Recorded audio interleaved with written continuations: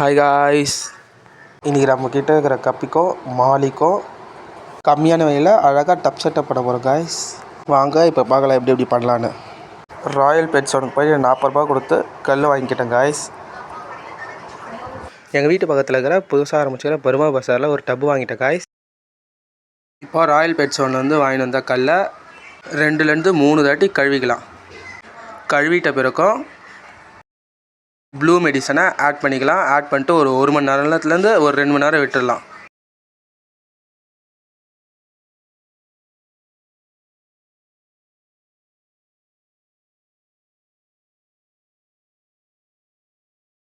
Already மெடிசனில் போட்டு வச்சுருந்த கல்லை இப்போது டப்பில் போட்டுடலாம். இதையும் கொஞ்ச நேரம் விட்டுடலாம், ஒரு மணி நேரம் 2 மணி நேரம். இப்போ ஃபிஷ்ஷை ஆட் பண்ணலாம். இப்போ 1 மணி நேரம் ஆகிடுச்சு.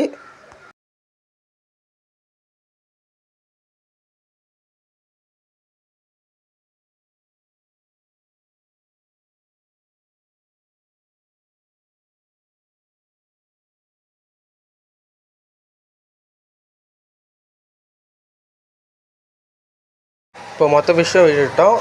எப்படி இருக்குதுன்னு பாருங்கள்.